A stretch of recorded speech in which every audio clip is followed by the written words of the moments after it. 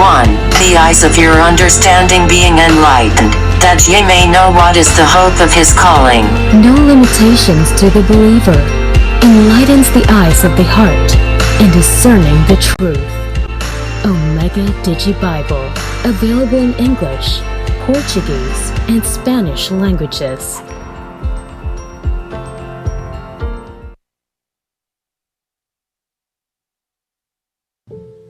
Good day. I'm Brother Eli Soriano, overall servant of the members of the Church of God International. I want to invite you to join us in a minute of prayer every day, 9:30 a.m. Eastern Time, to pray for humanity and the whole world as we go through these perilous times. While safety measures like washing of hands and strengthening of our immune systems may help us through this horrible predicament, there is still no precaution or cure more powerful than God's mighty intervention. And we need His intervention now more than ever. It doesn't matter what religion you are in or what denomination you belong. This is an invitation for all the people around the world who cares for the future of their family, friends, loved ones, and humanity as a whole. Everybody is welcome to pray with us. For more details, you can check out the description box below. Thank you very much, and I hope to hear from you soon. May God bless you.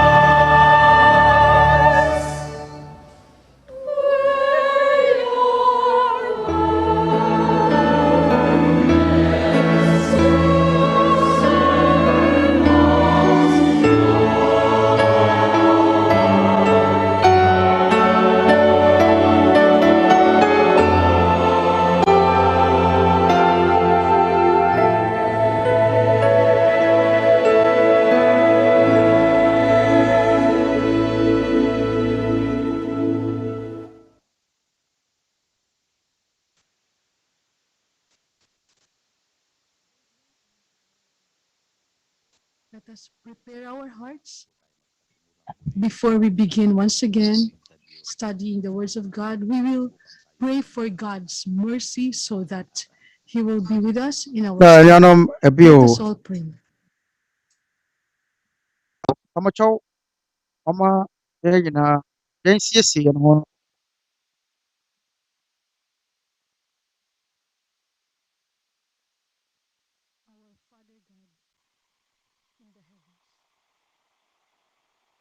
Awurade Nyankopɔn, awo ne Awurade Yesu Kristo din mu, agya yɛda wo ase sɛ wama yɛhunu nnɛ da yi, wayi ɛberɛ a ɛsɛ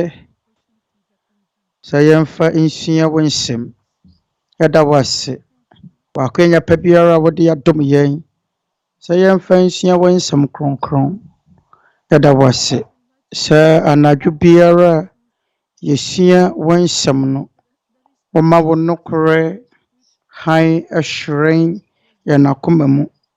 Ano na mfie bebree na mmerɛ santene yɛde sie yɛn awɔ yɛabrabɔ mu nna bi a atwa mu. Yɛda wo ase sɛ woasoma asɛmpakafo a wɔahyɛta wo nokorɛ. Yɛsrɛ wo sɛ boa obi biara wɔretie wo nkyerɛkyerɛ kronkron, na yɛn nyinaa yɛn nsa atumi aka wo nokorɛ, na yɛtumi abɔ abra foforɔ na yɛn nkwanna a aka a wode bɛma yɛn no yɛtumi de adi dwuma sɛdeɛ wopɛ sɛ tie. Yɛsrɛ wo hunu yɛawoɔ ntoatoasoɔ yi mmɔbɔ, hunu yɛadɔfoɔ mmɔbɔ, mpo nnipa a wɔtane yɛn nyinaa. Yɛsrɛ wo sɛ ma yɛn nyinaa yɛmmom na yɛnsom wo. Yɛsrɛ wo sɛ fa yɛn bɔne kyɛ yɛn na tɛ yɛn akoma firi efi ne bɔne nyinaa ho. Yɛn Awurade yɛda wo ase wɔ w'ayamyɛ ne wo nnepa nyinaa mu, na yɛn nyinaa mu ne yɛsrɛ da wo ase wɔ yɛn Awurade Yesu Kristo din mu. Amen.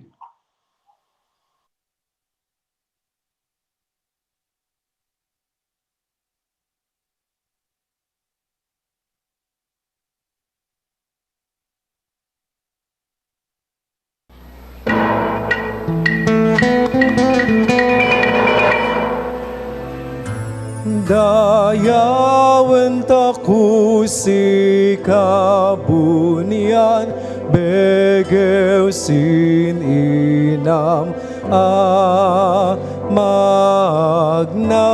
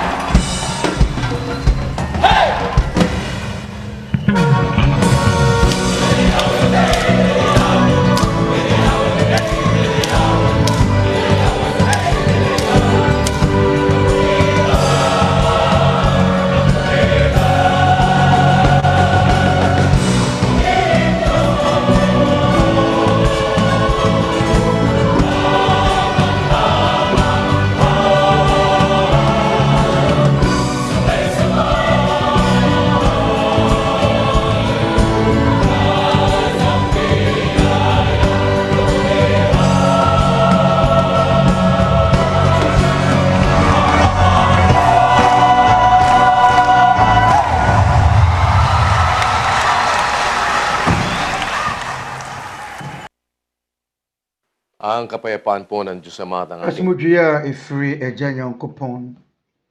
na yɛn Awurade Yesu Kristo ɛntena yɛn nyinaa akoma mu. Yɛma mo nyinaa akɔ aba ɛba Awurade mmaransɛm ɛdidisoɔ yi ase.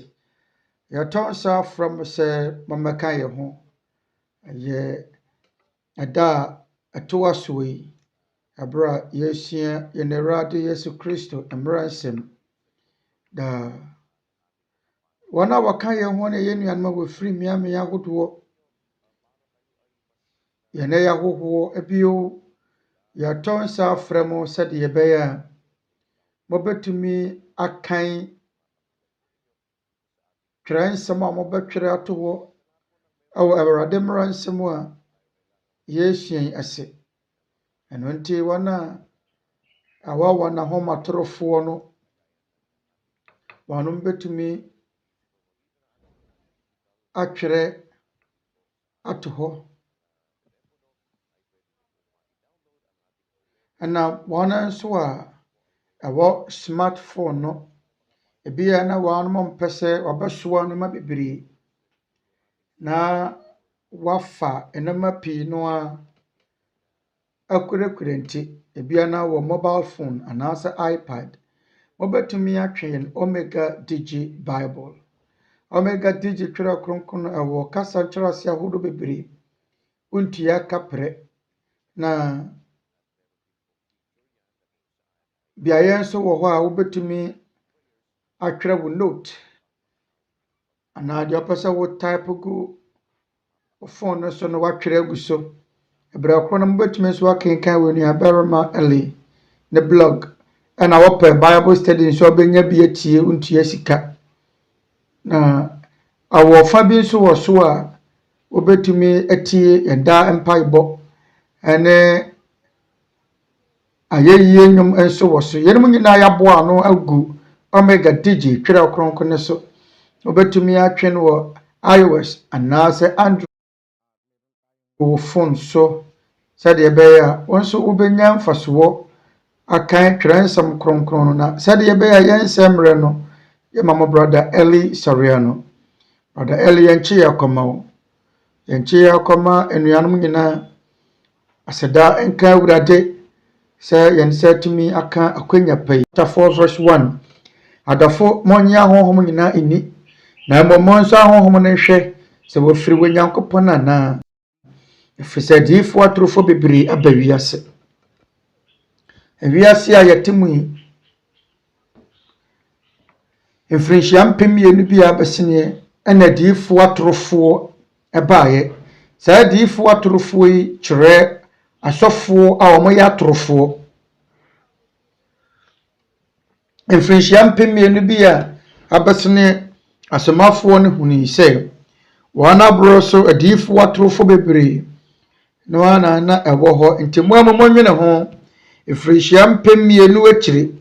mo a mohwɛ a adiyifoɔ atorofoɔ ahe ɛna ɛwɔ wiase. Anuanom yɛn ɛyɛ ade a yɛntumi mpoɔ ɛberɛ a yɛsua yɛn Awurade Yesu Kristo nkyerɛkyerɛ. Nokorɛ nkyerɛkyerɛ a yɛsua no ɔyɛ dɛn wotumi nwane na ɛbɛbɔ saa atorɔ nkyerɛkyerɛ a adiyifoɔ atorofoɔ ɛkyerɛkyerɛ no so. Awɔ sɛ yɛn nkyerɛkyerɛfoɔ no ɛyɛ Kristo ɛnni kwan sɛ yɛtie obi foforɔ biara.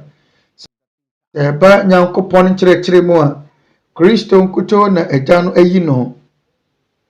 Sɛ ɔno nkutoo no kyerɛkyerɛfoɔ baako pa a ɔbɛtumi akyerɛkyerɛ yɛn tenene ɛne Awurade mmaransɛm. Ɛnɛ dodoɔ no a bɛba a wɔn yɛ adiyifoɔ atorofoɔ asɔfoɔ atorofoɔ akyerɛkyerɛfoɔ atorofoɔ. Wɔn boa paeɛ wɔn ho sɛ wɔyɛ mmara no akyerɛkyerɛfoɔ nanso wɔn kyerɛkyerɛ atoro. Mama yɛnkenkan Petro nwoma ɛtɔ so mmienu eti mmienu ɛnkyɛ mu baako 2 Peter 2 verse 1. Na adiyifoɔ atorofoɔ nso wɔ ɔman no mu sɛdeɛ akyerɛkyerɛfoɔ atorofoɔ bɛba mo mu nso. Wɔn a wɔde ɔsɛyie fakusɛm bɛba abɛhyɛ mu na wɔpa Awurade a wɔtɔɔ wɔn na wɔgye wɔn no mpo na wɔde ɔsɛyie bɛba ntɛntɛm aba wɔn ho so.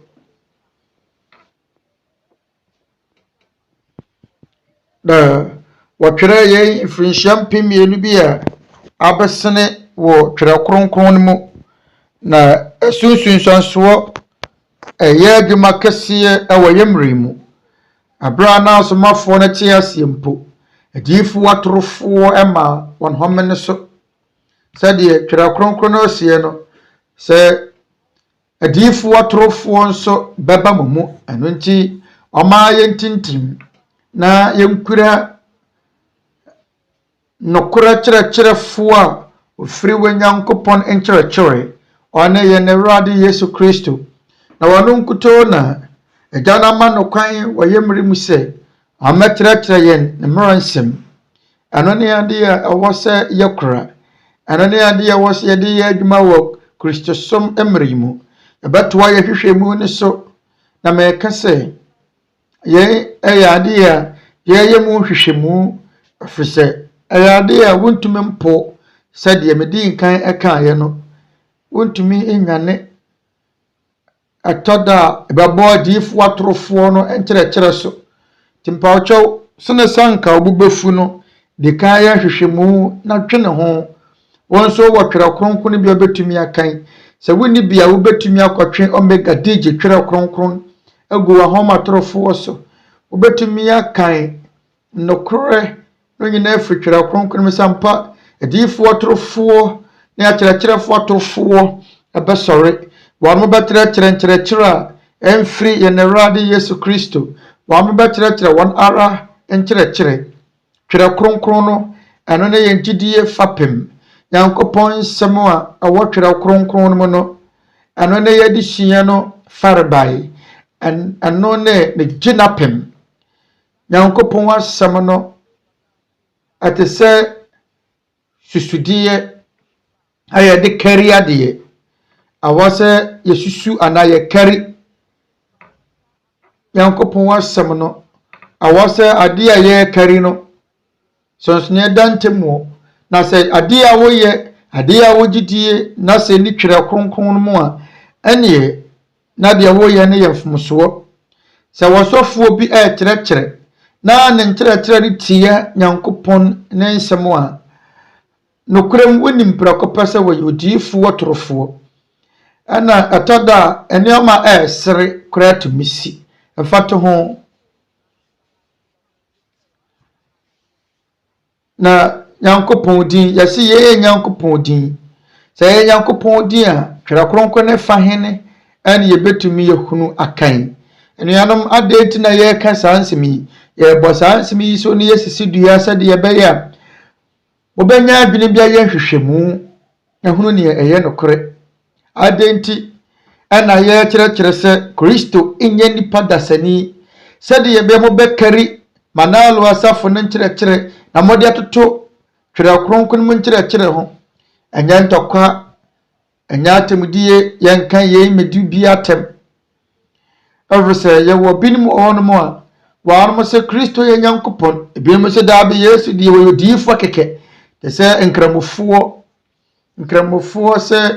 ɔyɛ nipa dasani bi te sɛ manalo asafo no Church of Christ asafo no sɛ Kristo deɛ nipa dasani kɛkɛ. Ɛno nti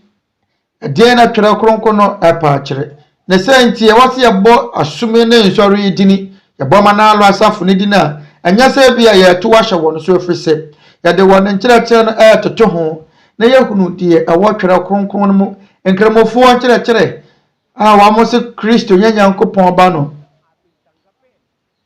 na yɛtumi ahu nea yɛ nokorɛ a yɛbɛgye ato mu. Nanso twerɛ kronkron no ka asɛm foforɔ deɛ a ɛne yɛwɔ sɛ yɛgye deɛ twerɛ kronkron no ɛka. Sene sanka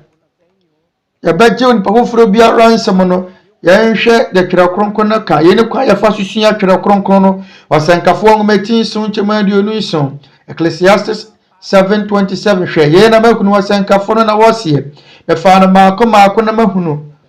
anamanya ho mmuayɛ. Nti yɛn mu ne nneɛma a yɛbɛfa bɛfa no maako ne hunu nokorɛ ma yɛn kenkan. Hwɛ yɛn na mahunu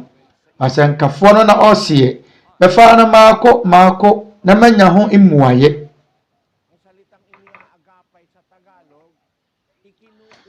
Na sɛ yɛfa nneɛma bi maako na yade atoto ho no o fa ne maako na kyerɛ sɛ wode atoto ho sade yɛbɛyɛ yɛbɛhunu deɛ yɛ nokorɛ yɛbɛnya mmoa yɛ mapa ne yɛhunu ne yɛ nokorɛ nti ɔma yɛmfa twerɛ kronkron ne ntoto ho ɔma yɛmfa nsɔre ahodoɔ nkyerɛkyerɛ ntoto ho yɛbɛhunu deɛ ɛwɔ twerɛ kronkron no mu ɛno ne ade a ɛnɛ da yi yɛbɛhyia yɛamato nhyɛ wɔ biara so yɛamagu wɔ biara ho fi ɛmmom sɛdeɛ yɛbɛyɛ a yɛbɛtumi ahunu deɛ yɛtene ane deɛ ɛntene yɛde bɛtoto ho Thessalonikafoɔ nwoma a ɛdi kan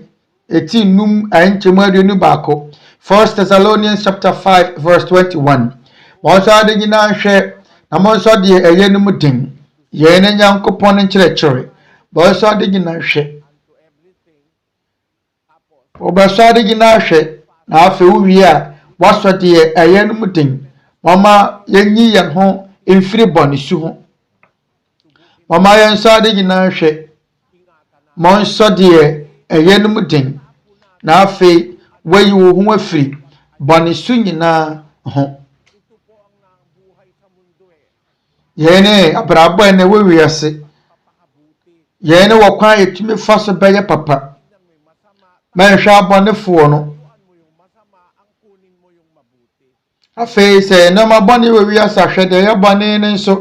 na hwɛ deɛ ɛyɛ papa na awia wabata deɛ ɛyɛ papa ho yi deɛ ɛyɛ papa mama yɛn kenkan Romanfoɔ nwoma eti 12 ankyɛmu 9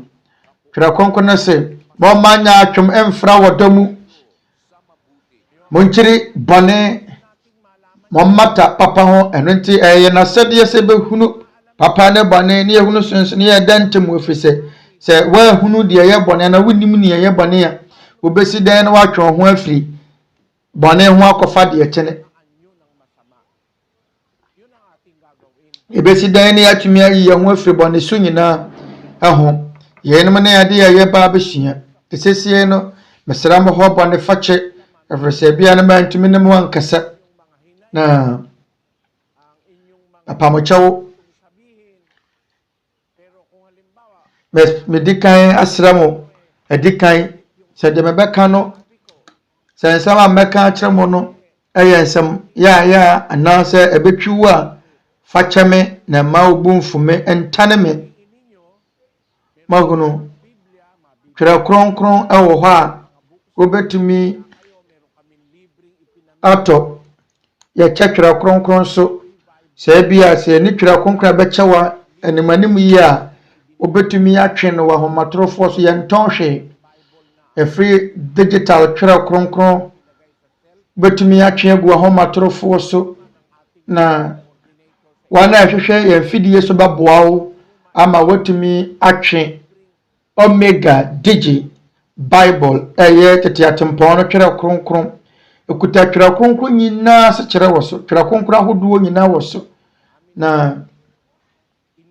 yɛn mu nyinaa yɛ kwa wuntu ya kaprɛ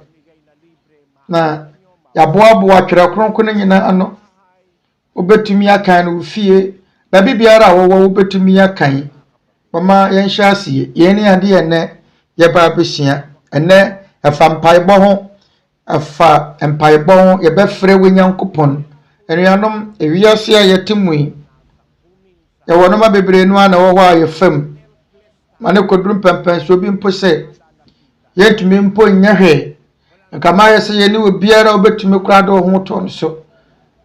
tebea bɛtumi ba wohunu wɔ biara wɔnye no ni na ade atwa to a ebetumi ayɛ woni kwan betumi adwane akɔtoa no de awieyɛ betumi akɔ ne nkyɛn ayɛ wɔ Nyankopɔn nti sɛ wo bompaye akyerɛ wɔ Nyankopɔn ana wo frɛ wɔ Nyankopɔn no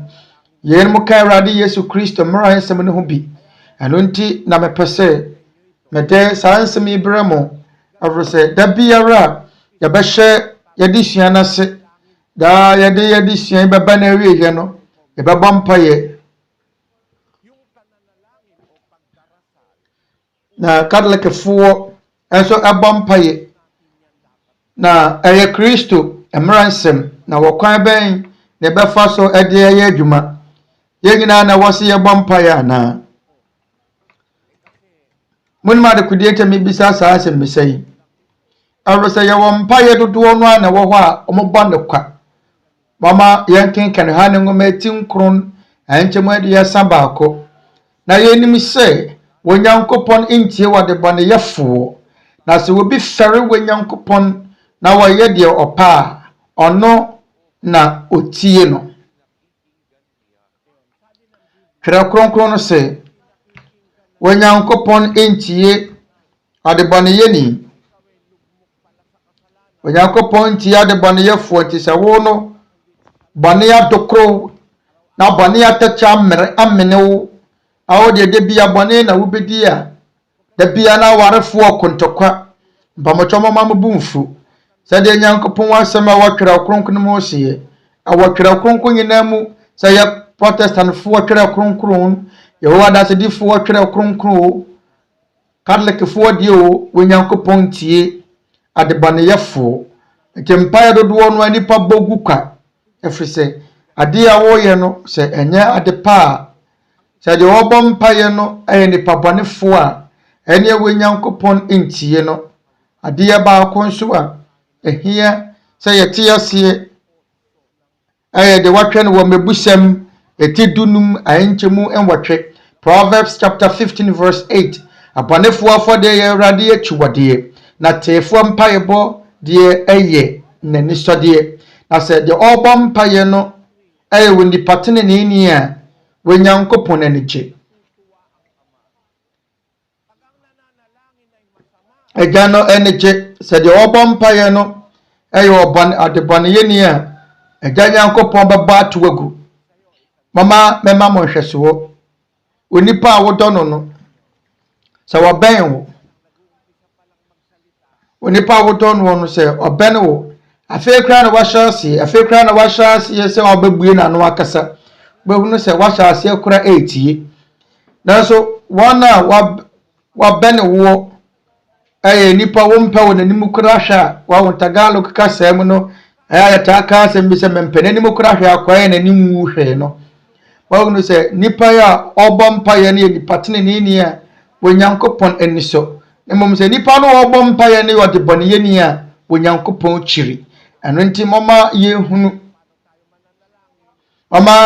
ɔkwan a ɛwɔ sɛ yɛfa so bɔ mpaeɛ ɛne ɔkwan a Onyankopɔn so ɛbɛfa so etie yɛn mpaebɔ nti ɛdeɛn na yɛnyɛ na Onyankopɔn etie yɛn mpaebɔ na mpaebɔ ɛso mfasoɔ ne sɛn na sɛ deɛ ɔbɔ mpaeɛ no ɛyɛ obi a Onyankopɔn ani gye ne ho ana Onyankopɔn ani sɔ no a ana sɛ nipa no wɔbɔ mpaeɛ no yɛ nipa teneneni a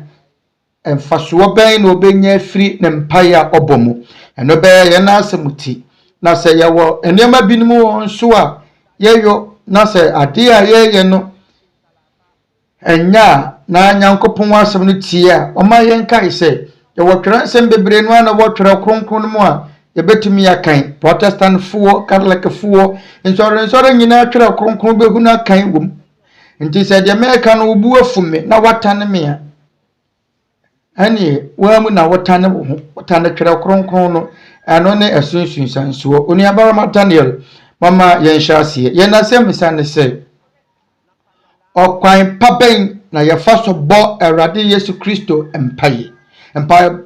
mpaebɔ bɛn na yɛ papa Awurade Yesu bɛkyerɛkyerɛ yɛ da wɔhe na yɛ papa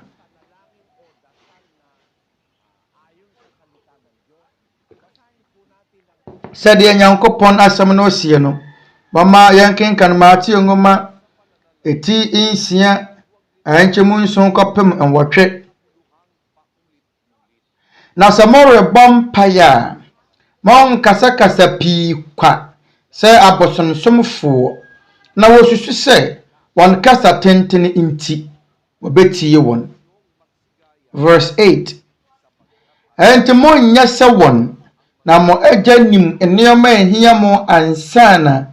mo abisa no Matthew 6 verses 7 to 8 ɛno nti yɛn Awurade Yesu Kristo anu yie no mu da hɔ yɛn Awurade no a ɔyɛ yɛn kyerɛkyerɛfoɔ no Awurade Yesu Kristo ɛka kyerɛ tete yɛ Kristofoɔ a wodi kan no sɛ morebɔ mpaeɛ anaasɛ na se more bompaya mon kasa pi kwa oma ye misa ene enkrofo binum bompaya wan mo kasa pi kwa na mo kasa tenten na bebre kwa na so mo ma bumfu adetira bo yetime bo ene mer ya de ma shawma ene jamo bom prenum de sampo kan adonti ana wo mo kan rosary no if it's a rosary no pamocho we anuanom mo ma mo bumfu tamana wo rosary no ho no eye adionum enkron eye tama maako adionum enkron ana mpaye no wo mo bono mo sa boso bio o mo kasa pikwa da sadi Catholic fo abakosem akira won no magunu anyase ye kan ye atowashi wo biso na mmom se yeyina ye esua Nyankopon asem na ye hwe Catholic fo abakosem asadi Catholic fo abakosem no baako ese eye implementature eye rosary no eye secret ye womuo ay wakene katafa tasu dum wakene dia na wakene womu na infrinchia 12:14 mona asafono enna enya rosary awo enne ade DWUMA akwa so tibia mu ne na yade yen ama onwoteni Dominic awonya free aya ababunu awoyen hira se ade atumi wo mu a free Albanians anase edanne abonefo everyone tibia boni mu wo se rosary no 12:14 infrinchia 12:14 ena yade maaye na asafono ena kronkron ensaka rosary no wadema ontene Dominic sadia wanmo sianu wanmo se wadema ontene Dominic na free obabunu Maria na infrinchia empembako hamienu ni dunan muni yadema no pamocho muni mi se 12:14 no sabre na so mafo na wu kodadada infrinchia empembako hamienu ni dunan etri na so mafo na wu kodadada na Awurade Yesu Kristo afrokoso dada na rosary no abaye nti mo hwa efri Kristo ana da bita efri Kristo na se enkyerɛkyerɛ efampa ebo ho no se rosary eka ho a sanka wo sanka bra Yesu ti asasi so no sanka wo so wo kyerɛkyerɛ na so sade Catholic fo se no mo se rosary ne ba infrinchia pembaako hanum ni dunan mu kyerɛ se baburu infrinchia pembaako akire Awurade Yesu Kristo furu kɔ soro na so mafo ne so wuwu ye kɔ ye akire baburu infrinchia pembaako ahamienu ni dunan akire kura ansa na rosary ne ebeba nti sa rosary nkyerɛkyerɛ no Awurade Yesu Kristo amekyerɛkyerɛ enka Awurade Yesu Kristo nkyerɛkyerɛ na so Awurade Yesu Kristo se samore bompa ya mon kasa pi kwasa abosono somfo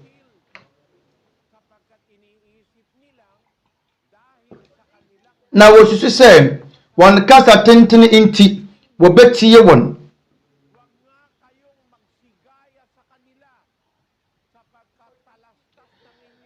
na wosusu se won kasa tenten inti wo betie won enti monnya se won na mo ajanim niam ehia mo ansa na mo abisa no yene hwere kronkron mu Nyankopon wonya kranka ye no wonya kra misa ye no wonim se hia afi ade tina ya de wohia se oba kasa mokro na aboboso mprepi be kasa pi kwa ada we Nyankopon wasu wasi se wonte asemo ana awsa wo ya sawe kama se wo pa che se Nyankopon wasu asi hwere kronkron mu Nyankopon de entesa wonyankora muye wano wonyankora nhya wo mpae bono ase no agya Nyankopon enim dada se de wota ka no brafo kasa mu se asopa wo hoi enkyere yasempatie na se obi ye onyansafo a enkasa bebere obate wase dan so agya Nyankopɔn na wo soro no se ansa kora na yebebisa no no na waka onim dada Isaiah ngoma etia diosia num chemu aduonu nan Isaiah 26 Isaiah 65 verse 24 na wanya mfra ye no medje so wadaso rekasa no metie inipa wo hwehwe nokorɛ no ebrebi beba ansakra no obafrɛ wo Nyankopɔn no metie na ebra wadaso rekasa no metie na wanya mfra ye no medje so wadaso rekasa no metie nti wonya kora enwie wo kasa abra wo guso rekasa no Onyankopɔn atie wo krada danti adenti na wo hia se wo mpaye no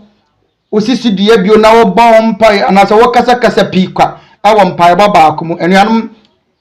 obo kasa piikwa awo wo mpaye bomu no wachi eyachi wade twere kronkron ne se agya Nyankopɔn ni muniyoma hia mo ansa na mo rebisa no no kwasema wo mu ne se saade a wo hwehwɛ no awo wakoma mu a obi ante ase na so adaso hye wakoma mu no Nyankopɔn enim dada na ofrese Nyankopɔn aso asia na mekae saa adwum bi adwuma ese megidi se ahomu kase achiri framadente ne bono megidi se mpai bobi wo ho a obi betie obi kase bi wo ba bi a atia sem biara abre biara metese abofra kituwa bi suno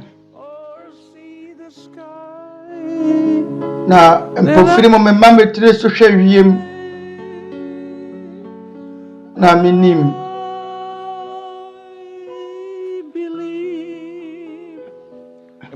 se obi wo ho a megenutie de wotwere saa anwumi wonimunyansa kora frese wonim de woka o se monwene huo abra hum ebo ahom kase ebo mframadenten ebo obompaye kora Nyankopɔn betie wodi mframadenten ebo na wo kase obi ante no empaye kituwa bi obebo no bi bete ase megidi se obi kase bi wo baabi a obetie wo mpaibo otwedi yampon obaade kase bi wo mo betumi atie wo mpaibo nti adenti ena wo hia se wo sisudua na wo kasa piikwa ma ma mo bumfu rosary na ni twere kronkron mu enya Kristo nkyerɛkyerɛ rosary ne baaye no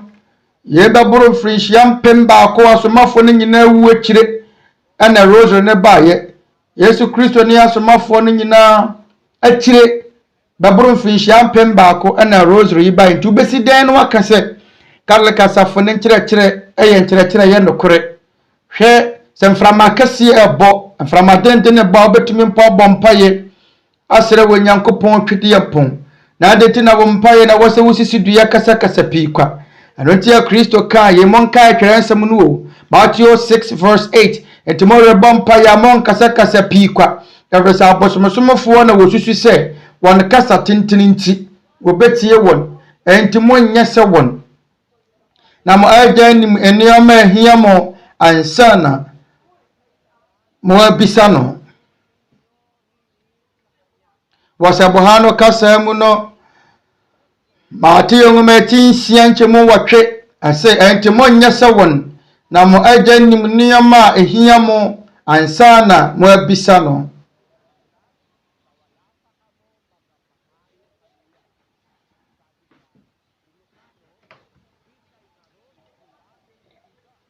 ilokano kasa mu nese entimo nyese won na mo agya nim nioma ahia mo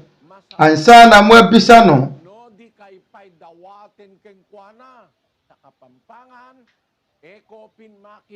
kapampangan kasa mu no etimo nyese won na mo ajenim eniyama ahia mo ansa na mo abisa no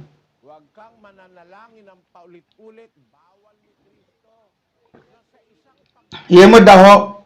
mompa yen kasa piikwa da tabia ba kopemu ebra wo bompa na wo bompa ye tententene hwe nyankopon asunsiye onyankopon nyemum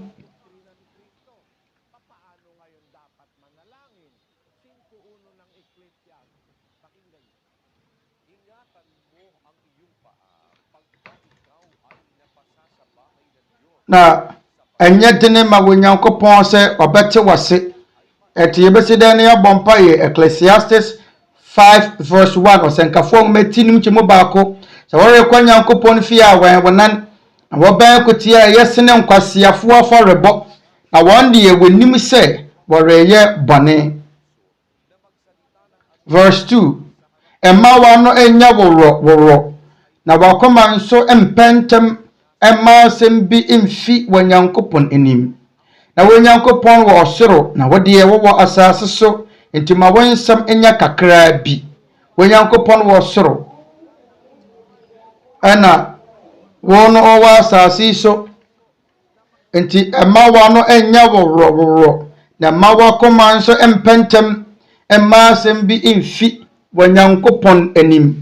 na wanyankopon wo osoro na wode ye wo asase so enti ma wonsam enya kakra bi emfaton wo yere eyare na sa wo be bompa ya sere wanyankopon a anasa emfaton wo asase wo suo bi koso wo be bompa ye asere wanyankopon mekai abra asase wo suo kasie bi esi ye wo Filipia mamu ne wo Makati sabre no na emepa wo Mayala Avenue ane empoma wo honum nyina tutugui empoma ne bubui isane enframadin dininti na chacha bobia dan bi esi ye nchen ewo ebembe bia ne ye wo no saa na adwona nkrofo obo chacha na bra asase wo suo no esi ye no wonum ejae wonum chacha bo emma ne gu nchen ena wo mo bompaye empa mo boye ne se ye na eja wosoro odi honte wahene mra bayenda da dia ne asase wo suo ne jae no sa kwa kobo abo abana no ebo won chacha bi o ma to chacha bonde so da so de be pese meka se asase wo suo ewo ho a na nkrofo to waso abo empire kro no a wakasa pikwa se ba bo empire wonyankopon so wonyankopon wo soro na wode wo asase iso kwansini eda ye ne nyankopon tem na bware nti ma wonsam nya kakra bi avisa se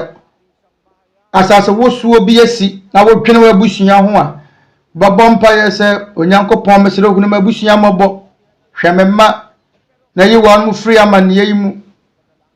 wawie onyankopon atiase na mom asase woso wokoso na afi na obegina we enu mere bompaye ma ya de bane yefo obe bosu bi abra asase woso wo ewo ho wodi asase woso no afi na obebo enu mere mpaibo asase woso ekoso no afi na bebisa diane ase ma yenda diane ne yen free bani mu emfa yen koso hwemu obesi de ne de wakoso hwemu abra asase woso no ekoso mawuno yen mo yempaya ense ewo ne tebie mu empaya wo bo no tebie wo mu wo bo empaya na ense na wo sanso wie kra wo sanso bo empaya kasa piika awo empaya ba akom no yankopon chi na okwan pa a ya fa so bo empaya akire wo yankopon no bamoto empaya wo wei ya mo emfa mpa nipa ni mani munyam ya mo empaya emfa hoa ye no ibinim tirimo pone se ye bompaye ma nipa akamfo won ibinim bompaye wode pe nipa ni mani munyam ubewonu se wan ma buye wana sore dan na nipa etie na nipa ekunu won odigina kwanchan bompaye muntie Matthew ngoma etinsia anche mu enum Matthew 6 verse 5 na sɛ morebɔ mpaeɛ a monyɛ sɛ nyaatwomfoɔ no na wɔpɛ sɛ wogyina hyiadan mu na ɛmɔntene ntwea so bɔ mpaeɛ na nnipa ahu wɔn. Nokorɛ mese mo sɛ wɔanya wɔn akatua dada.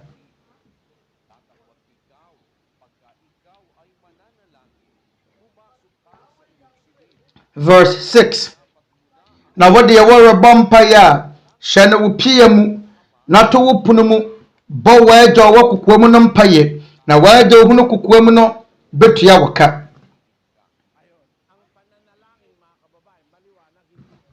Ɛno nti anuanom mpaeɛ no emu da hɔ pefee. Ɛnyɛ sɛ wɔbɔ mpaeɛ ama nkurɔfoɔ ahunu ahyɛ wɔ animuonyam. Ɛnyɛ yɛ yɛnhwɛ mpaebɔ ɛyɛ ade a wobɔ no wɔ wo ne wo Nyankopɔn ntɛm. Mpaebɔ wɔ ɛnyɛ sɛ wobɔ ɛde apɛ nipa anim animuonyam. Ɛno nti a wobɛhunu yɛn hyiadan mu yɛnyɛ saa adeɛ yi ɛmfa nkyerɛ nipa. Nti yɛn hyiadan mu no yɛbɛbɔ mpaeɛ toto yɛ apono mu ɛtoto ɛyɛ mpoma no mu ɛberɛ a yɛba bɛbɔ mpaeɛ. Ɛnyɛ sɛ bia yɛbɔ mpaeɛ na yɛde akyerɛ nipa sɛ yɛbɔ mpaeɛ ɛfiri sɛ sɛdeɛ wɔ Nyankopɔn ɛsie no sɛ wɔrebɔ mpaeɛ a monyɛ sɛ nyaatwomfoɔ no. Ɛfiri sɛ wɔn na wɔpɛ sɛ wɔgyina hɔ bɔ mpaeɛ adentirɛ.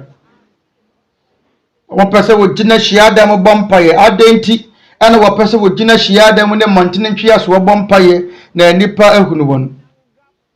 Botaeɛ nti a wɔyɛ saa ne sɛ wɔbɔ mpaeɛ ma nnipa ahunu wɔn. Nokorɛ mese mo sɛ wɔnya wɔn akatua dada. Yɛn ɛyɛ akyiwadeɛ ɛwɔ wɔ Nyankopɔn anim sɛ mpaeɛ a wobɛbɔ no wobɛbɔ akyerɛ nipa ama amansa nyina hunu sɛ wobɔ mpaeɛ. Yudafoɔ no wɔn hyiadan yɛ mpoma akɛseɛ na sɛnɛ sanka wɔbɛkɔ wɔn nkotodwe ne ma bɔ mpaeɛ no ɔmbɛgyina hɔ abɔ mpaeɛ ama nipa ahunu wɔn. Monyɛ sɛ wɔn. Nti sɛ morebɔ mpaeɛ a monhyɛ no mo pie mu na wɔtɔ wo pono mu a bɔ wɔagya ɔwɔ mpaeɛ bɔ wɔagya ɔwɔ kokoa mu no mpaeɛ na wɔagya hunu kokoa mu no betua wo ka. Yɛn mu da hɔ ɛho nhia sɛ wobɛhaahaa w'ani aka ɛfiri sɛ adeɛ mu da hɔ pefee. Ɛyɛ akyiwadeɛ sɛ wobɛbɔ mpaeɛ abɛrɛ wo tiri mu pa ne sɛ wɔbɔ de akyerɛ nipa na wɔde ahoahoa nipa dodoɔ no ana wɔtete saa. Nipa dodoɔ no abɔ mpaeɛ a wɔbɔ de kyerɛ nipa sɛ nipa hunu kamfo wɔn. Wɔn bɔ mpaeɛ koraa wɔde bɛto TV so ama ewiase nyinaa hunu wɔn. Nti wɔn a wɔhwɛ tete atempɔn dwumadie na yɛ nkurɔfoɔ bisa sɛ adeti na yɛ dwumadie na sifire no yɛhyɛ ase yɛ mmɔ mpaeɛ. Nyɛ nokorɛ sɛ yɛ mmɔ mpaeɛ. Yɛbɔ mpaeɛ na mmom yɛ mpaeɛ no yɛmmɔ nkyerɛ wiase ama nipa hunu ɛfiri sɛ yɛkyiwadeɛ wɔ Nyankopɔn anim. Twerɛ kronkron ne se na sɛ morebɔ mpaeɛ a monyɛ sɛ nyaatwomfoɔ no a wɔpɛ sɛ wɔgyina hyiadan mu ne mmɔntene ntwea so bɔ mpaeɛ na nnipa ahunu wɔn. Mahunu Agya Nyankopɔn ama yɛ kwan bɛtumi agyina hɔ abɔ mpaeɛ na sɛ mu nsua nyaatwomfoɔ no suban a wɔn bɔ mpaeɛ a botaeɛ nti wɔgyina hɔ bɔ mpaeɛ ne sɛ nnipa bɛhunu wɔn. Mfato ho ebi a wogyina baabi a nnipa ntumi hunu wɔ anyankwa nkyɛn obiara ahunu wo. Saa bere na wogyina hɔ abɔ mpaeɛ ɛyɛ akyiwadeɛ. Maakoro ngoma eti du baako ɛnkyɛmu aduonu no Mark 11:25 na sɛ mogyina hɔ rebɔ mpaeɛ a na mo wɔ biribi tie wɔ bi a momfa nkyɛ no na mo agya wɔ soro no nso de mo mfomsoɔ akyɛ mo. Na sɛ mogyina hɔ rebɔ mpaeɛ a na mo wɔ biribi tie wɔ bi a momfa nkyɛ no sɛdeɛ Awurade ɛɛseɛ. Nti sɛ wɔwɔ asɛm tie wɔ bi a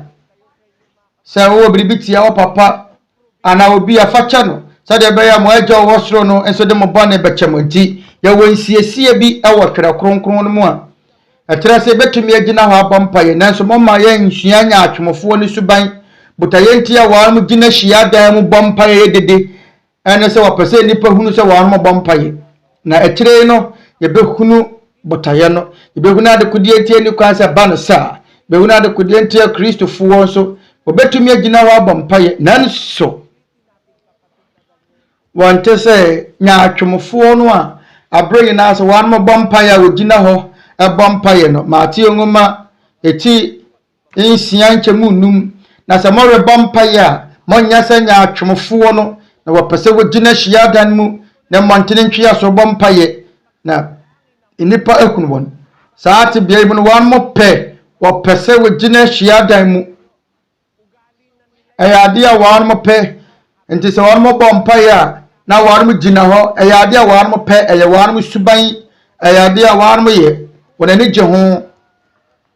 anu nti na aba ba ye won suban se abregina no wo bompaye obegina ho adejira sa wo yo kristoni a amane nya wo suban se abregina obegina ho abompaye se obegina ho abompaye a agete bia no emma wo kwan se obetumi akọ wo nkotodwanim abompaye nti na wo gina ho na mbom se obetumi abu nkotodwo ba bia woda mana yeyi a enyina ho bu nkotodwe na bompaye kwa wona nkromanim ebetumi agina ho abompaye na so manya se nya atwomfo ne ma nya wusuban na se ya bawo nyankopon paye na so betumi akọ nkotodwe ni mama na yeyi a kwa nkotodwe ni na bompaye o ma yenkenkan asomafo ne nyuma eti aduonu nchemu aduasansia Acts 20:36 na waka saa no wakoto ne nan kromanim ne won nyina bompaye enuanom hwɛ tete ya kristofo no wanom nyina akọ wonan kromanim bompaye te bia yi no meton sa fremo Masia abosu bio Church of Christ and sorry Baptist fo Mormon fo in sorry nyina no saa sorry amukọ nyina mo nkyeremo omo nkyeremo se a kristofo no abompaye a na tebia wan wo mu no tebia ne ma ho kwan a wanum agina ho omo nyina ho wanum kọ wonan kromanim wanum koto wonan kromanim abompaye de ye kenkan ye kasa wode di dwuma ade twere saa twere kronkron no eye Greek kasa ase na wo wakasa no wo ko nanim okọ nan kromanim ne wonyina abompaye abra wanum hyiamu no one wanum abo empaye okọ nan kromanim ne wonyina abompaye tenuanom asama se wokọ nan kromanim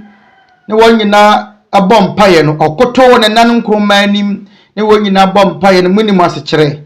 Greek asem wode di dwuma ne Tete mi onuabara Daniel asekyere ne sen na aye asamwa edika kyerɛ sɛ wobo mu ase ye ne ade a wode di dwuma wotebia binum mu anaasɛ biaye bi awo ne dwumadie kese mu sɛ wo kasa fa biribi ho anaasɛ eye biribi mu nkyerɛkyerɛ mu anaasɛ wo bo mu ase na ye awo Greek 24:76 ensem ye ayo kwan pa ye fa so abompaye awo tebia bi mu enti asam titemi asekyerɛ ne sɛ wode wo ho abato tebia bi mu obabo mu ase obakọ wonan kromanim sɛ wo kọ wo nkotodwa nim wo twere kronkron nim asekyerɛ nie da tetemi wo Greek kasa mu no ane sɛ wo bo mu ase wo kọ wo nkotodwa nim abo mu ase ye ne bobia no obebuka wo nkotodwa mu tagal kasa mu no ane sɛ wo buka kotodwa nim na sɛ wo kọ wo nan kromanim ye ne ade ya wo pekunu abra wabo mu wase ama wo mu watene wo ba mu ase wo koto wo nan kromanim no wo de wani bebutu fam na sɛ wo fi a obetumi ayeyen anuanom ana sɛ wo mpai bo fi a wo nhyiamu biaya na baabi a wo no ɛho no motea obetumi akọ wo nkotodwa ni mabompaye eno ti se ye hyiamu wa asore dan a mpaboa wode nante free feri Tete atechemba na yema wo mfa nwura ho sade be betumi abu nkotodwa bompaye efese untumi mu nkotodwa wo fi mu ma ne nye yi yene de Tete Kristofo no yoye Yesu ne ade Awurade Yesu Kristo ayoye abra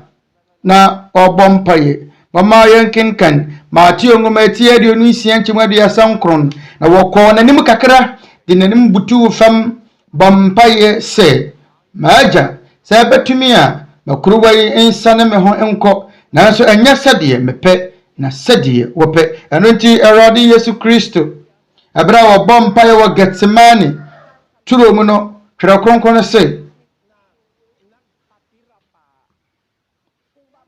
asama se na woko nanim kakra de nanim butu fam bompaye brafokasem na Mmaransɛm bati yase oni ambara madane mama yankenka no brafokasem so Matthew 26 verse 39 na woko nanim kakra de nanim butu fam oko nanim kakra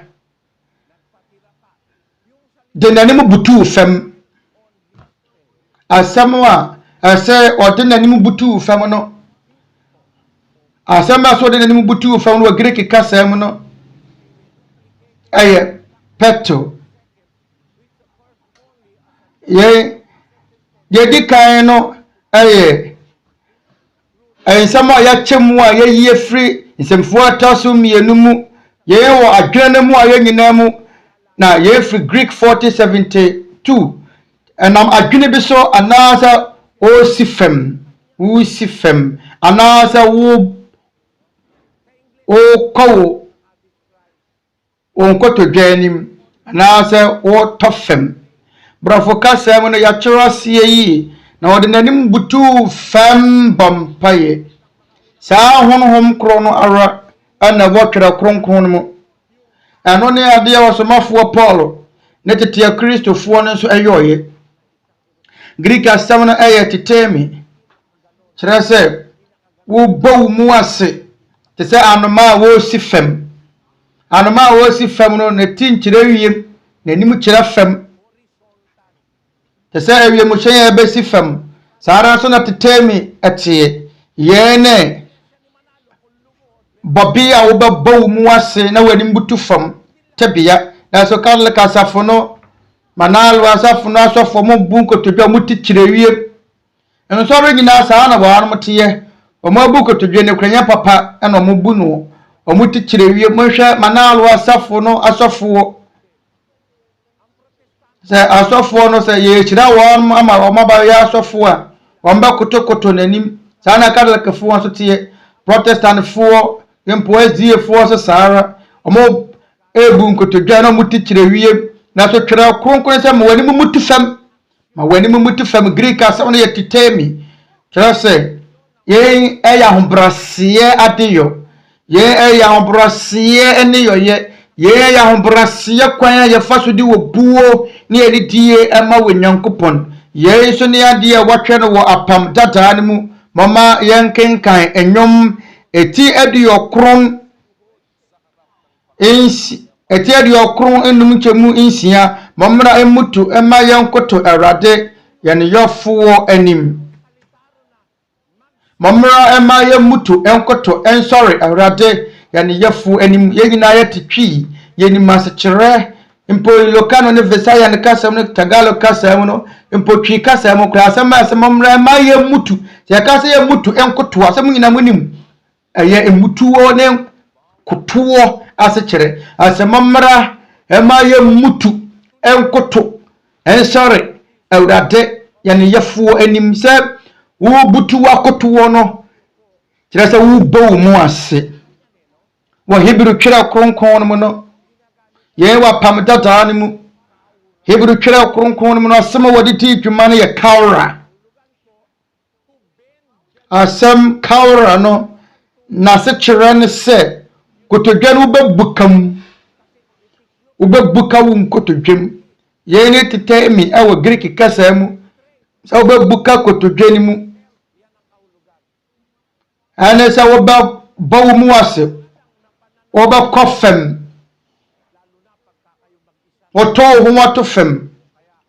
ati ye na kyerɛ obuo kwa ya fa so bo Onyankopɔn mpaye ankanka bra wo ya nkonam Brawa bushia ebompaye asere wo Nyankopon na se wo ufia empaye no awase wode wo buo pempes wo kese a kire wo Nyankopon ye ne kaura ewo Greek kasa mu na die tempane ye de kire ye no o ma ye mfa nkire bio ye aye kaura anasa tetemi bobia ene se wo bo mu ase wode wani mu butu fam ye ne ade wo betumi aye no wo fie wo betumi aye no wo bodan mu ba bibiara wo wa wo bompa no betumi ayo yen abra wo biara hunu wo na so magunu kadleke fo nkire wonu mo kase wonu mo hia de mfie dumienu wonu mo hia latin kasa mfinhye dumienu ada na wo mfa nkosua Greek kasa evisa twera kronkron wo twera no wo Hebrew kasa ne Greek kasa mu na so Roman asofo no obefa ntitima ba ya asofo no edikan akyerɛkyerɛ wanu mo Latin kasa evisa bana misha no na wanu mo eye wa mo so no Latin kasa mu sese de nye Latin kasa mu bio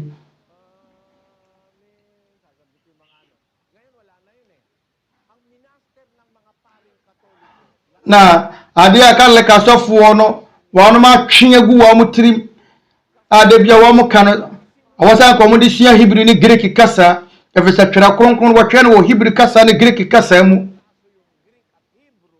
sa ko mo beti ase a imposo mu hia Greek kakra Hebrew kakra kra empire anka Roman fo bekyerɛkyerɛ no anko mo bekyerɛkyerɛ empire a wo twera kronkron mu aye tetemi ne kaura asekyerɛ ne se obi ekɔ ne nan kromanim anaso wo bu nkotodwedi wani mabutu fam abampaye ente se nkramofo wode wo bawo mu ase ye kyerɛ se wode wo buo ema wo Nyankopon twede yempon na se obɔ empire saa ye na tumi wo mu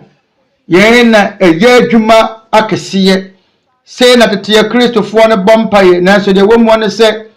Catholic for Protestant for Yehowa dance di for Church of Christ and sorry manan losafo no wanu mo nkyerɛkyerɛ na ye ne wo mo nkyerɛkyerɛ berebere mo ba bompa mu gina ho mama yankenkan wanu engoma nkyerɛkyerɛ di kan ya Church of Christ asafo ne gyedie kratafa toso wo ha dunsia samo bompa ya gina wo na so ebra asafo mu nyina bompa ye obi biara wodi mpa ye no animu kan no gina ho yie nakata wani bra wo bompaye yene manalo Mmaransɛm amosi gina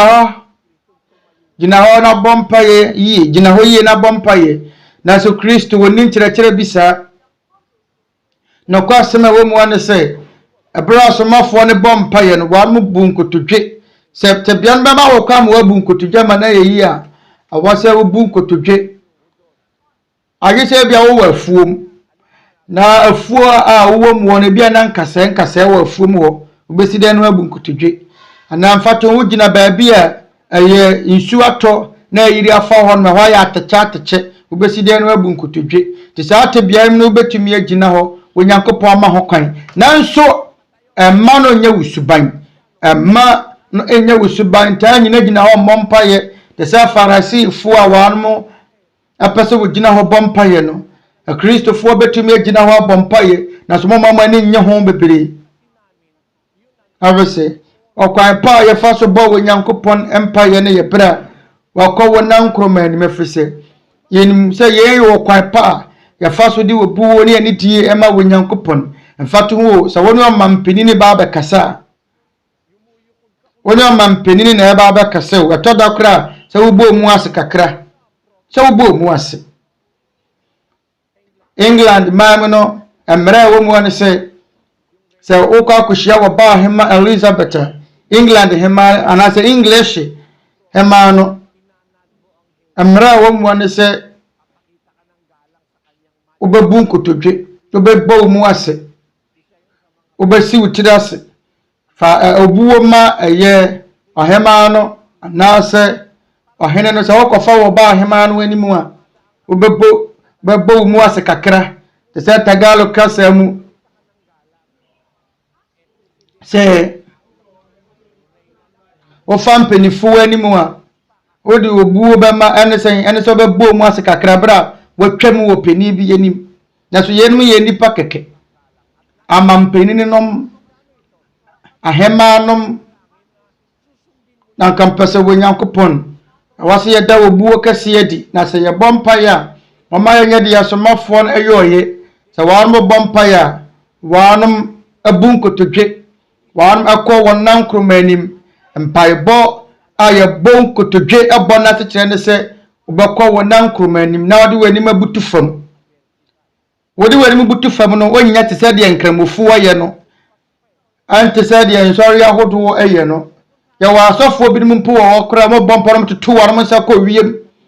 omo tutu won nsa kọ wiem basa pamo chose ye na be gitwere kronkron wadi na de wo twere kronkron no ya de be ye adwuma obi anyamfom so na so na asofo no ma ba mo mpede ye papa no watoro no anu wonu mani gye ho meka ye no ma kire wonye se me de to ahye so na mom me kire mo de wo twere kronkron mu adien na wonu ye na adenti ana sadi asofo ne se bompa ne so da hodo se bompa ye nansen no ayesu no kufri twere kronkron mu twere kronkron na kye ye papa no mo ya de foforo eno ne ade na ye kunu yesua saa ne mani aye mu hwehwemu ne asese nkyerɛkyerɛ no ahwɛ yɛn kan yɛn enhyɛ mu abufuo de meka no awotwere kronkron mu yeremu ye nyankopɔn nkyerɛkyerɛ yeremu ye kristo nkyerɛkyerɛ na sɛ obu afu ana sa anya woda fa kyeme prekopɛ no ano mo fa kyeme prekopɛ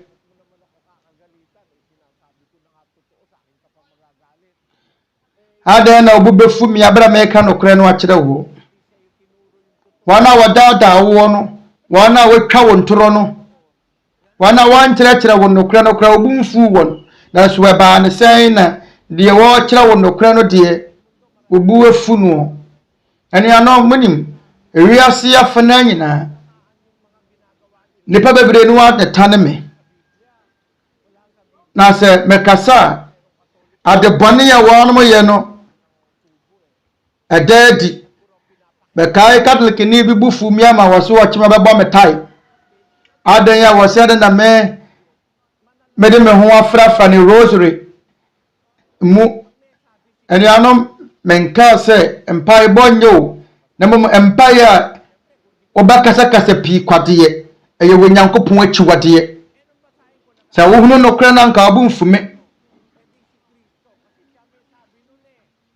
na obu afume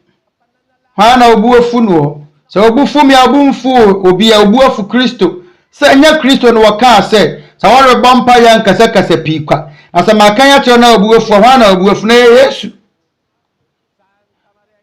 Maria nyankopon ma me bompa ya mayen awatene Maria nyankopon ma me bompa ya mayen osura fasio bompa ya mayen ishane we no mere wona yeshira wo manyina mu Shirano yefunu ba Yesu Kristo ene mere bampaya mayo na de bane yefuo na everybody mu amen ene mere ya de ma shawuma na se o wanyankopon tebie mu a wanyankopon di abre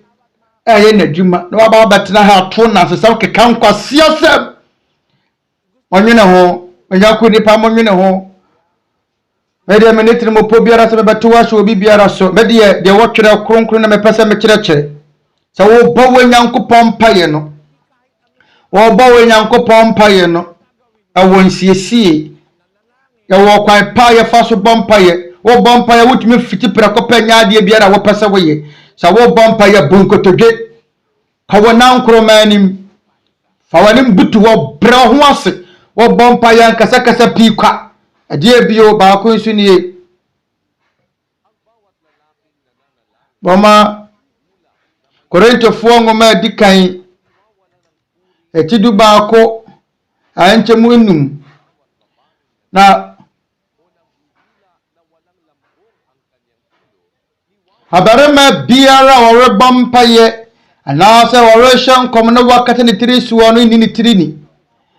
na waba biara wore bompaye ana se wore shan komno ni tiriso da ho no oni ni tirini na tese wabotikwa 1 Corinthians 11 verses 4 to 5 ahania samono ose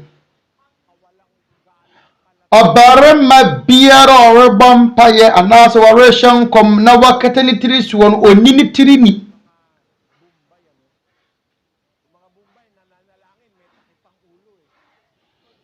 Nani nwu adeɛ ɛyɛ ni wuo wɔ Nyankopɔn anim sɛ wobɔ mpaeɛ wɔyɛ ɔbarima na wobɔ mpaeɛ wobɛkata wo tiri so. Te sɛ hindofoɔ monhwɛ deɛ hindofoɔ no yɛ ɔmo bobɛfumi ana. Afisa saa ni pe nkɔmmɛ yɛ setia ma Kristo a anka duku na ɔmo de kyekyere wɔ mo ti ne nkɔmmɛ yi. Ɔmo yi duku no afiri wɔ mo tiri so. Afisa wɔtwerɛ kronkron no mu sɛ ɔbarima biara ɔrebɔ mpaeɛ anaasɛ wɔrehyɛ nkɔm no wakata ne tiri so wɔ no wɔni ne tiri ni. Na sɛ ɛyɛ ɔbaa ɛna ɛbɔ mpaeɛ na sɛ ne tiri so da hɔ a na ɔbaa biara ɔrebɔ mpaeɛ anaasɛ wɔrehyɛ nkɔm na ne tiri so da hɔ no oni ne tiri ni. Te kyerɛ sɛ wɔyɛ ɔbaa wobɔ mpaeɛ wohia nkatasoɔ. Nanso wɔnuabarima Eli ɛbaa ne sɛ na mɔmmaa na ɛwɔ asafo mu na monyɛ setie ma ɔmo wɔ nkatasoɔ ɔmo wɔ bi dada. Nokorɛ wɔ mu no sɛ yɛbɛsua sɛdeɛ ɛbɛyɛ mobɛhunu deɛ yɛ nkatasoɔ no. Nkatasoɔ ko a ɛwɔ sɛ wɔbaa wobɔ mpaeɛ ɛwɔ sɛ kata wo tiri soɔ no wobɛhunu yɛbɛsua. Na so yɛ ɔbarima na ɛbɔ mpaeɛ a ɛni kwan sɛ wokata wo tiri so ɛne na ɛte sɛn wobɛfumi ana. Sɛ woyɛ hindoni a wobɛfu ana. Mede yɛtwerɛ kronkron na mɛka ya kyerɛ wo sɛ ne hindofoɔ bi mu ha ma mobumfu ɛyɛ Kristo no wɔkaayɛ yɛrim yɛ Nyankopɔn ne nsɛm. Na sɛ woyɛ ɔbaa na wɔrebɔ mpaeɛ na wonni utiri so nkatasoa wonni wutiri ni awɔ Nyankopɔn anim. Sɛ woyɛ ɔbaa wɔbɔ mpaeɛ na wutiri so da hɔ a wonni wutiri ni wɔ Nyankopɔn anim. Na mekaayɛ na da bi ɛyɛ wɔ Nyankopɔn na wɔkaayɛ. Nti sɛ makaayɛ na obu afumi a ɛnyɛ me na obu afumi o ɛyɛ Kristo na obu afu no. Afei sɛ wotane me sɛ obu afumi na sɛ wɔse wɔkyena wɔmma metia mesrɛ ɔbra na betie sɛ deɛ bɛyɛ ɔbɛte yaseɛ yie. Ɛfiri sɛ nsɔre ahodoɔ nkyerɛkyerɛ wo pamotɔ mate yɛn pɛn afiri nsɔre ahodoɔ mo firi mo baayɛ ne sɛ mobɔ mpaeɛ wɔse mo bu nkotodwe bɔ mpaeɛ ɔmo kyerɛ mo wobɛbu nkotodwe akɔ wo nan kroma anim ɛna bra wo bɔ mpaeɛ na wɔsɛ wote bia wo mu wɔ no babia no wobɔ wo mu ase. Na so manalo asafo no ɔmo nyiwa no ɔmo mfio ɔmo nkyerɛkyerɛ. Afisa minim manalo asafo ma wɔ mo agya ba asafo mu aziefoɔ mate pɛn ana obi biara na asafo biara ma kɔpɛn no mate da bi afiri sɛ wɔanom nkyerɛkyerɛ deɛ wɔtwerɛ kronkron no mu. Mfato sɛ wo nim sɛ deɛ sɛ kan Greek kasa akora no a brafo kasa no yɛkyerɛ aseɛ yi Yesu Kristo di nanim butu fam bompaye. Brafo kasa mo bɛte ase na sɛ wo deɛ wonte brafo kora wa wo kuro mo kasa mpo no wonte ase hwi kasa mo wonte ase kadle ka fotimi kasa mo nte brafo na sɛ wa mo nte Greek ne Hebrew kasa ara na brafo kasa mo deɛ wonte ase asomafo ne sɛ mo bompa ya wa mo bu kotodwe ɔmo bu nkotodwe ɔkɔne nan kuro manim te brafo kasa mo no ane utwi kasa mo mpo ya kyerɛ se yie tagalo kasa mo no kasa foforo mu no ɛkyerɛ se na sɛ wompo wonte ase akora na wohwɛ brafo kasa mu no so yɛ nokorɛ wohwɛ wa wo kuro mu kasa mu no so yɛ nokorɛ afisa ya bompa ya mpaebɔ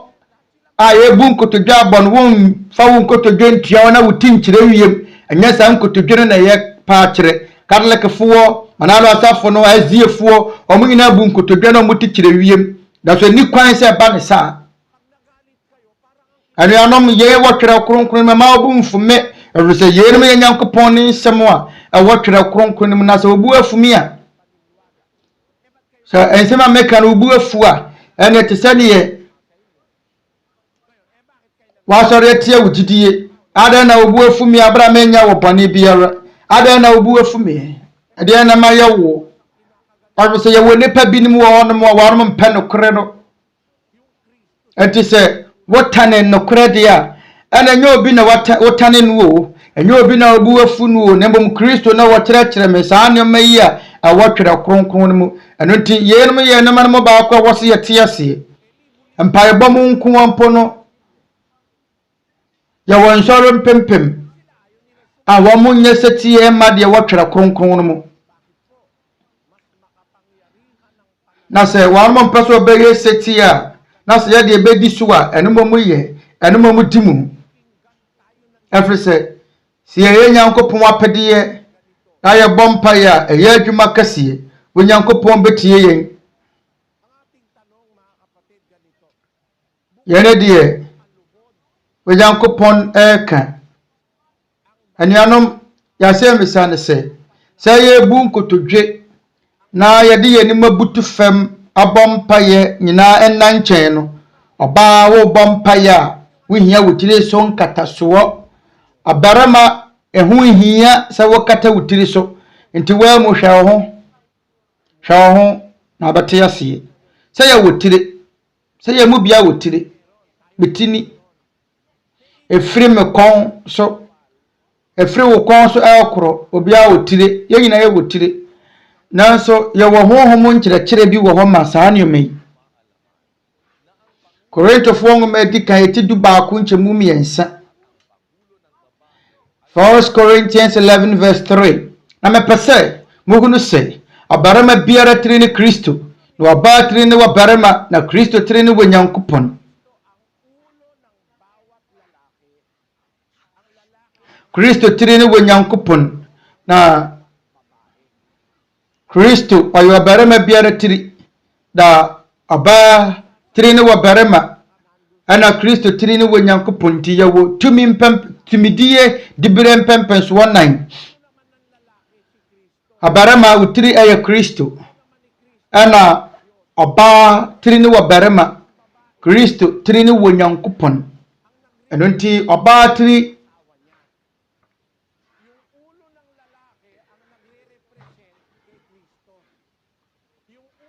abatiri ejina ho ma wokunu na abarama tiri ejina ho ma Kristo abarama tiri ya Kristo ana Kristo tiri eye Nyankopon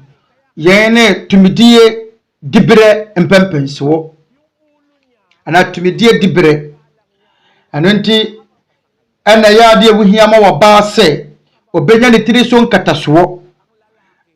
ye kira se wodi wobuo amaniti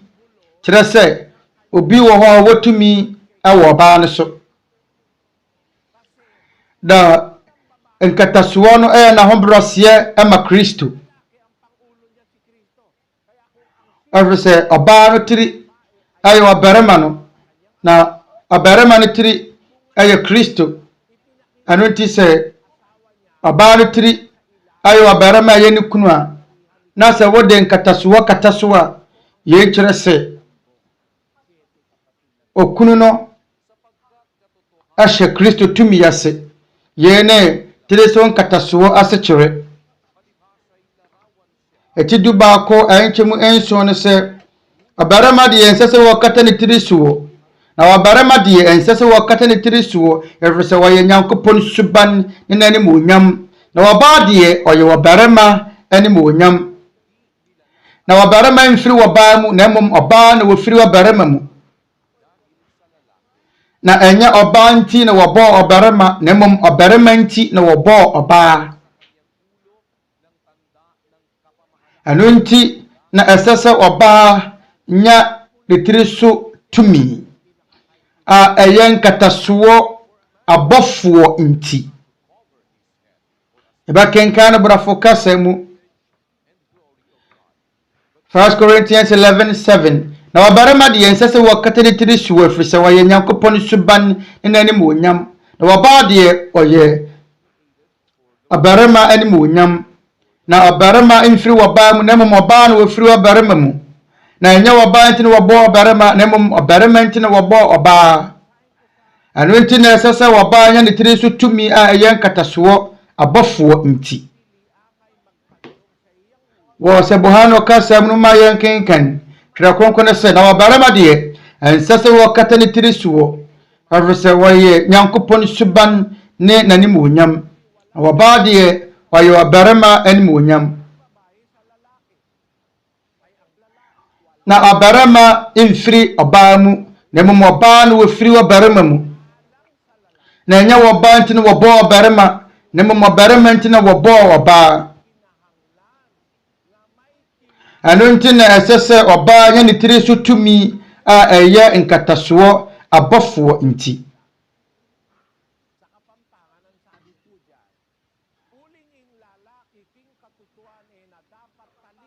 Kapampangan kasa mu no wɛse na ɔbarima deɛ ɛnsɛ sɛ wɔkata ne tiri soɔ ɛfiri sɛ wɔyɛ Nyankopɔn suba ne n'animuonyam. Na wɔbaa deɛ wɔyɛ ɔbarima animuonyam. Na ɔbarima mfiri wɔbaa mu na mmom ɔbaa no wɔfiri ɔbarima mu. Na ɛnyɛ wɔbaa nti na wɔbɔɔ ɔbarima na mmom ɔbarima nti na wɔbɔɔ ɔbaa. Ɛno nti na ɛsɛ sɛ wɔbaa nyɛ ne tiri so tumi a ɛyɛ nkatasoɔ.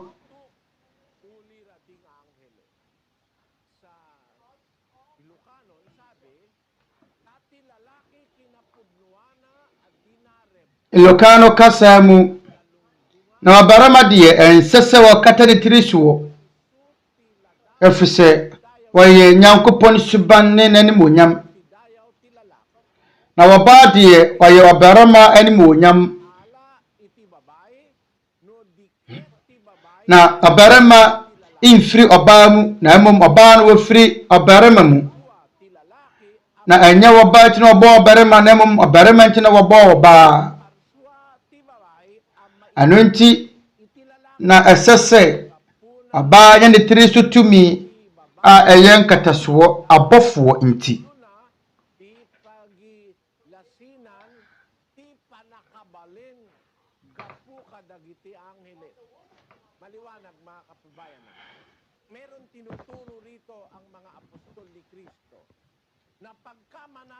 Ɛmu da hɔ ɛyɔnko nipa Kristo asomafoɔ no ɛkyerɛkyerɛ yɛn sɛ wɔbaa rebɔ mpaeɛ a awɔ sɛ wɔnya ne tiri so tumi anaasɛ ne tiri so nkatasoɔ. Na mmom sɛ yɛ ɔbarima no na wɔbɛbɔ mpaeɛ deɛ a ɛni kwan sɛ wɔkata ne tiri so ɛfiri sɛ ɛte sɛ nea wɔnni ne tiri ni. Na mmom sɛ ɔbaa no akata ne tiri so a sɛ wɔbaa kata ne tiri so a ɛhyɛ no animuonyam. Na ne tiri agye n'ahyɛdeɛ yɛ wɔ kunu ɛna ɔbarima tiri ɛyɛ Kristo. Anuanom saa nneɛma nyinaa ase kyerɛ ne sɛn ade nti ɛna sɛ woyɛ ɔbarima na wobɔ mpaeɛ a ɛnni kwan sɛ wokata wo tiri so. Ɛnni kwan sɛ wode adeɛ kata wo tiri so. Te sɛ Hindufoɔ megyere sɛ Onyankopɔn tie wɔn abere a wɔbɔ mpaeɛ a wɔn de adeɛ akyekyere wɔn ti. Bagunu ɛyɛ aniwuo ne fɛreɛ wɔ Nyankopɔn anim. Wɔde Hindufoɔ ɛyɛ no ɔyɛ ɔbarima a wakata ne tiri so ɛyɛ Nyankopɔn anim aniwuo. Mmom ɔbaa deɛ sɛ wɔbɔ mpaeɛ no na wankata ne tiri so a wɔnni ne tiri ni. Na yɛnim ne wɔ haw no mu baako a wɔse yɛhyɛ ano ɛwɔ twerɛ kronkron no mu. Bio mmereto nsa afrɛ mu anuanom mmara ne yɛntoa so nsua gyedie mu asɛm. Ɛnɛ yɛhyia sɛ mpaebɔ wɔ hɔ yi ɛni kwan sɛ ɛyɛ sɛdeɛ nyaatwomfoɔ no yɛ no wɔn pɛ sɛ wɔgyina hɔ ɛbɔ mpaeɛ. Na mpaeɛ no ɛni kwan sɛ yɛkasakasa pii kwa. Na mpaebɔ no ɛwɔ sɛ yɛbɔ no wɔ kwan a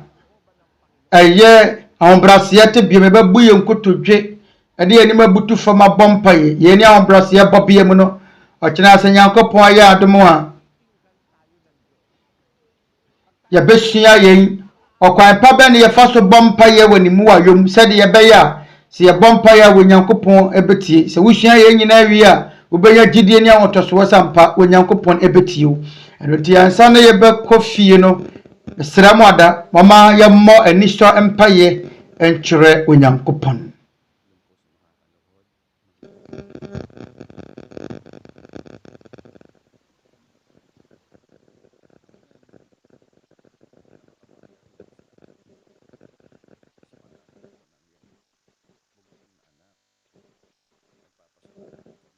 Mama yɛn yɛmmɔ mpaeɛ. Yɛn Agya wɔ soro, awɔ yɛn Awurade Yesu Kristo din mu Ɛyɛ n'ani so bebree. Sada wotena wansa asɔre na hombraseɛ ne pedua. Daa ne daa nyinaa wɔkyerɛkyerɛ yɛn wotena ne nsɛm. Ɔma yɛn akwankyerɛ a yɛbɛtumi de abɔ yɛn bra sɛdeɛ wɔpɛ kronkron no so teɛ. Ɛda wɔ se wɔ botama na wadɔ yɛ a wowɔ ma yɛn akra. Agya, yɛne hwee wɔ yɛn ho a yɛbɛtumi de ama wahyɛ wo dɔ anan mu. Deɛ yɛbɛtumi ayɛ ne sɛ aberɛ yi na yɛbɛpae yɛn nisɔ mu aka. Yɛsrɛ wo sɛ hyira yɛahohoɔ na yɛadɔfo a wɔtie wo nkyerɛkyerɛ kronkron. Na sɛ wohunu sɛ wɔ n'akoma a yɛ krado sɛ ɛbɛba wo nkyɛn a, yɛsrɛ wo sɛ ma wɔanom ɛne nokorɛ na wɔhunu sɛ wɔn nkwa a wɔde yɛama yɛn no yɛmfa mmɔ abrɛhohuo na mmom yɛn nyinaa yɛatumi anya gyidie no awerɛhyɛmu sɛ Onyankopɔn bɛte ase a ɔyɛ wɔdɔ Nyankopɔn na biara a obɛdi n'akyi bɛnya daa nkwa. Wama yɛn bɔhyɛ sɛ daakye bi yɛakyerɛ nyinaa to wɔbɛtwa wɔbɛpepa yɛn aniwa mu nisuo nyinaa. Bɛpepa nnipa wɔbɛdi nokorɛ ma wo aniwa mu nisuo. Ɛsrɛ wo sɛ bɔ yɛn yɔnko nnipa ho ban ma yɛn nyinaa yɛntumi nka wo ho na yɛmpae wɔ kɛseyɛ na wɔma neniyɛ mu ntwerɛ. Yɛsrɛ wo sɛ sa wɔn a wɔyadeɛ no yadeɛ na sɔ yɛn haw ano. Na wo nsɛm na yɛgya yɛn dadwene bebree wɔ abrabɔ mu no hyɛ. Ngyidie ne sɛ wɔde bɔne a yɛyɛ tia wo nyinaa bɛkyɛ yɛn sɛdeɛ yɛde akyɛ wɔn a wɔfom yɛn. Wo nsɛm na yɛgya adeɛ biara a wɔyɛ abrabɔ mu no hyɛ. Yɛda wo ase bebree. Wɔ Kristo Yesu din mu. Amen.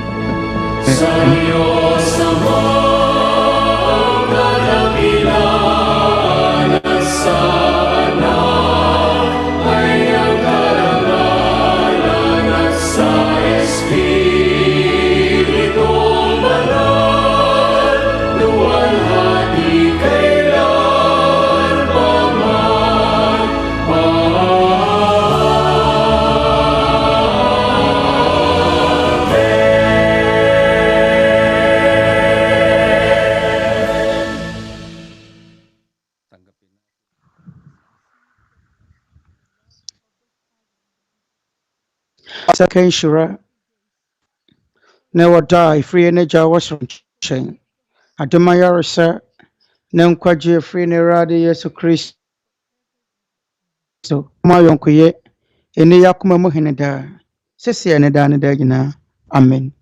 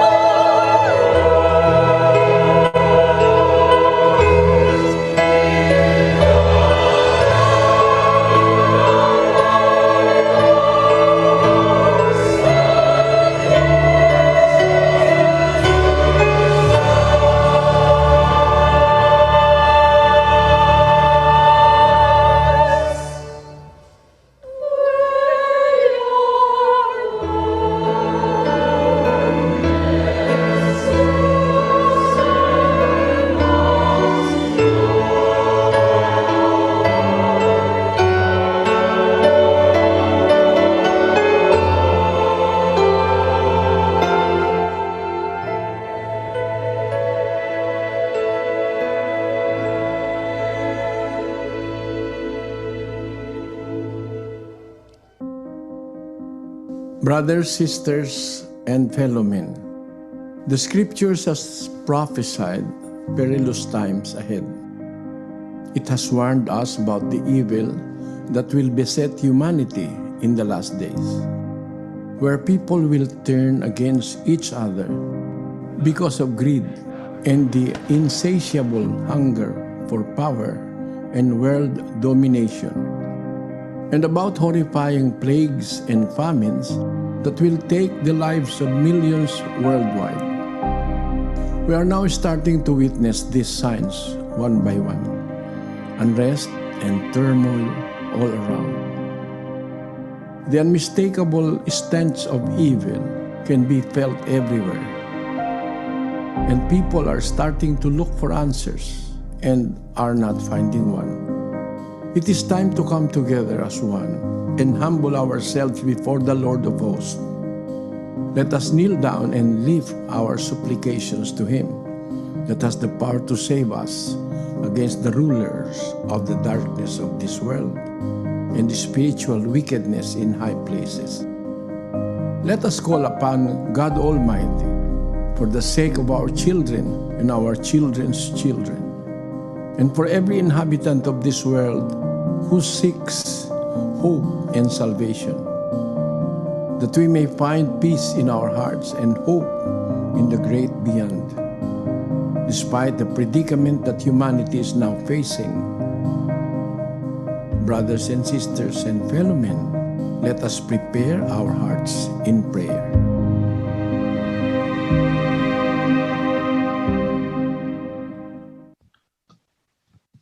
Sama-sama po tayong manalangin. Let us all pray.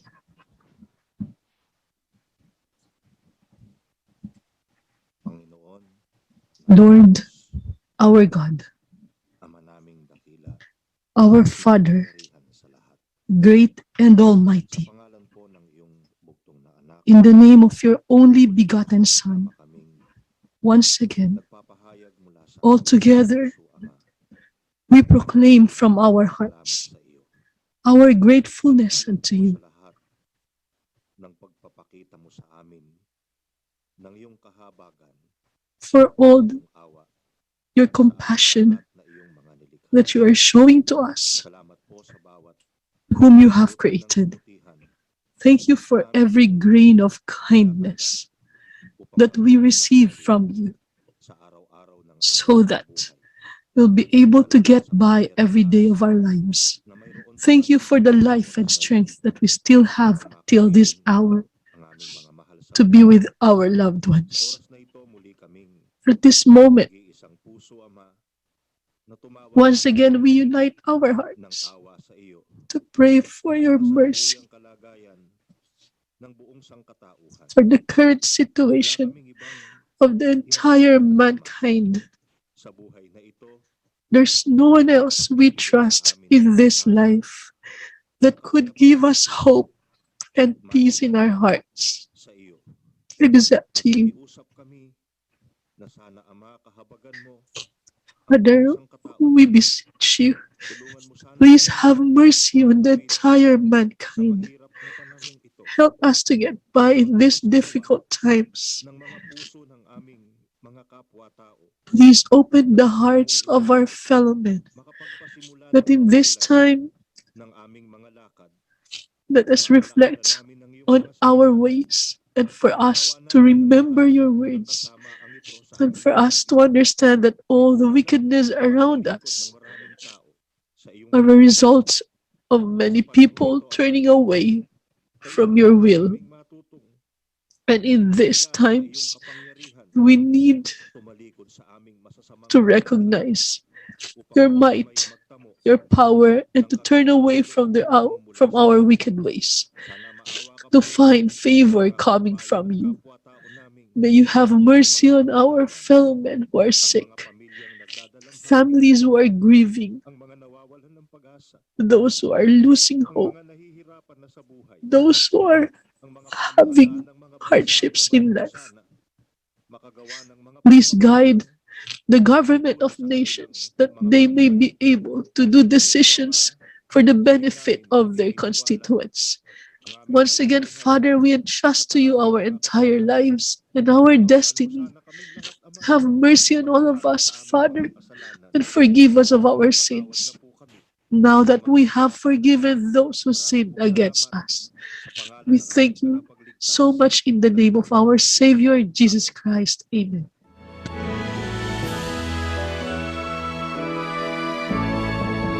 The majesty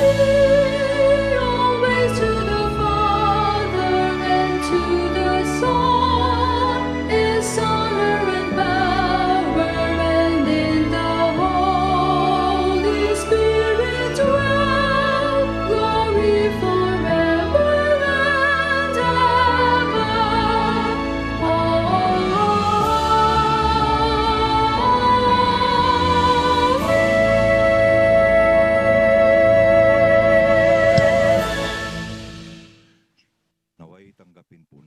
May we all receive the love and the blessing of the Father in the heavens, the saving grace and the healing of our Lord Jesus Christ, and the continuous guidance and communion of the Holy Spirit remain in our hearts, especially unto our children forever and ever. Amen.